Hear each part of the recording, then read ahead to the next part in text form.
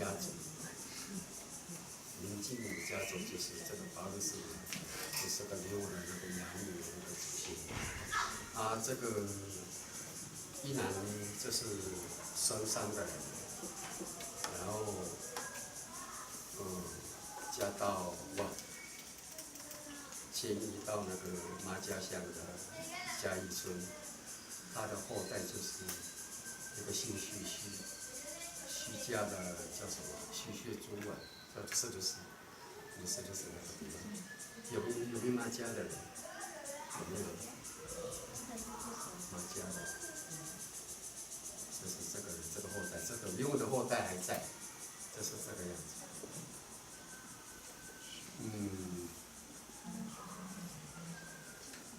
我今天到这里，不知道还要讲些什么事情哦。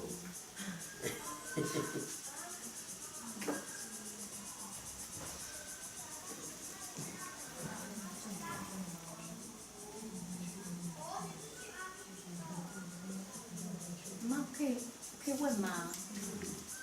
我们讲到这个地方，就是我讲的就是没有系统的一个讲法，对大家在那不好意思。我想利用这个机会，大家来面对谈谈一些问题，好不好？各位如果是有什么不了解的这个问题的话，我们在这里交换一下，交换意见，好不好？妈，我问一下，像雾台又有谭家做大头目，这雾台村这边又有谭家，然后又有什么赖家，然后又有谢家，这个又是怎么出现的？我虽然不是雾台的人，我是深山人。据说是这样子，这个赖家呢，赖家的不是赖家，赖家也是头目的，不过在部落里面也没什么名位，只有那个包公案知道吗？包公案的那个祖先才是那个这个部落的第一家带一些人到这个地方居住的那些第一家，这我感觉是这样讲的。所以这个名位上来讲，就是这个包公案的那个家族。可是包公案的那个家族里面，以前呢，包公案的家族一个女子嫁到那个老布拉的家，然后老布拉的呢？老布拉是哪一家？赖家。赖家。老布拉呢，为什么有他的那个头目的那个，就是以前跟那个单家头目，我们那时候的一个男孩子结婚啊，是男孩子。另一个时候那个跟我那个地方一个单家头嫁到这个地方来，所以他的这个头目的这个位比较高，但是没有什么所谓的那个单家的那个。那这个谢家哦，谢家是拉德勒的人所设立的一个单家，一个名位。因为过去这个拉德勒的一个男生哦，要去那个卡布达的那个地方去那个定亲啊。我到那里有个小姐，这个大头目家里有个小姐，所以他叫的这个男生到这个地方来。可是依照你们这个头目的这个说法呢，你自己从那个从那个地方过来到那个雾台的这个地方求婚哦，不可以，一定要在这个地方有你们的那个家才可以。结婚通婚。所以这个阿乌勒干的呢，是拉德勒的人，拉德勒的这个单家头目，相对这个阿乌勒那个家，给他们一个猎场，给他们一个河流啊，再成为一个单家头目的那个。这个阿乌勒干的是从外面来的人所设立的。这个摊家呢，摊家就是听说哦，他不是单家头目，听说他的过去一个。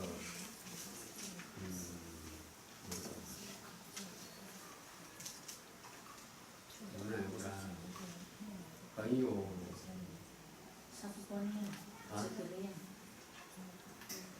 还有什么东西？没有权威权利。他可以用这个眼睛杀死某个东西啊，是这样的一个人啊。巴黎。在这个巴黎，他有这里法力，可是到了这个舞台之后呢，他失效了，不能发挥他的这个法力。有法力。所以这个单价就是有这样的一个东西。所以过去这个能够来那个老鹰的羽毛，能够带的这个部落，一个就是那个儒家，儒家的家，还有一个是敖人的家，还有一个谭家，三个家。过去。儒家、唐家、儒家、唐家跟赖家。不是赖家没有。谢家嘛。谢家。对，我印象。谢家、谭家，还有那个山上的儒家。过去的老一家传统的这个代表就是这个三个大头目，再会带那个雄鹰的羽毛。那个雄鹰的那个羽毛。我们现在是平民也会戴啊。现在那个大地上这里有一家可以戴。现在是会有人说话。人家不敢讲啊，不敢做坏人。像我妈，我们茂林，我们是头目嘛，然后我嫁到好茶是平民啊。我的女儿就不能在我们家的小孩，还有那个像巴黎的小孩，我们在好茶都不能带。对，我们很规矩呢。然后我们在茂林的时候，我们的小孩就可以带。那名字怎么取？哦，我的女儿取名字，我们送的礼物比那个跟我订婚给的礼物差不多一样多，我的女儿才拿到那个名字。贵族的。对，我们送东西去，然后还要杀猪。那所以他可以在好茶叫那个头目的名字。对，叫头目的名字。这个你们这个头目提的这个羽毛，没有一个人可以去管，这是一个大家都会管。像我们这个所谓的这个部落的长老，也没有权利去管。我们说能把那个知道的范围给他说而已。我们不能跟你做，你要怎么做，不敢讲。还是要规范他们。还是要那个单家头目，还是你自己善良。长老，请问那个雄鹰的羽毛是不是有分几节？是有分等级的？没有，它雄鹰的羽毛只有一对，有一对就是那个巴黎旗。雄鹰的羽毛就是那一对。那我们普通看到的不叫雄鹰的羽毛。都是雄鹰的羽毛就是只有黑白，看得出来。我听说什么几节之后有是头目条纹呐。对，条纹。就结语。对。因为不是我们的东西嘛，你就看不出来是什么东西。我都不懂。那长老，那我再问一个问题哦，那所以现在神山部落还有管4个村吗？现在。对。那请问为什么吉路的那个当家头目罗成先生他会去神山他也会去神山？这样哦，因为神山当家头目的那个祖先呐，从那个西路那边嫁到这个地方来，嫁到神山过来的一个独生女。西路部落的当家头目一个独生女嫁到那个神山部落来。那这个，因为她是独生女啊，所以这个部落的那个有关的那个权利，还是由那个深山部落的这个当家头目到那个地方去来管理。那么有一个女孩子哦，也就是神山丹家头目的这个齐洛的这个丹家头目的公主，跟那个神山部落那个公子结婚之后，是吧？公子结婚之后生了一个公主，是一个这个公主。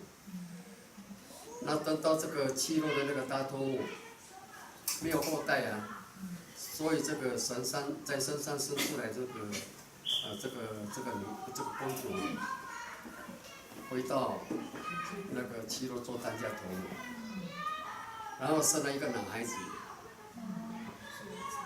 等到这边的丹家头目没有的时候呢，他就到这个地方来接受这个丹家头目的职责。懂吗？了解吗？所以并不是说，是这样的。因为有谣传是说啊，是不是神山的那个做的不好，所以祈祷神山的祈祷是说那祈福的过了，所以这个谣传是错的。我们挺敬重，我们也挺敬重。所以你就是还是，所以长老意思说还是以血缘为主，就是还有能不能有一个人来接续照顾这个部落为主。对啊，那这个也是我的问题，为什么最后神山有罗家接大头目？为什么？你要慢慢录。因为我们听说你们神山公布罗家当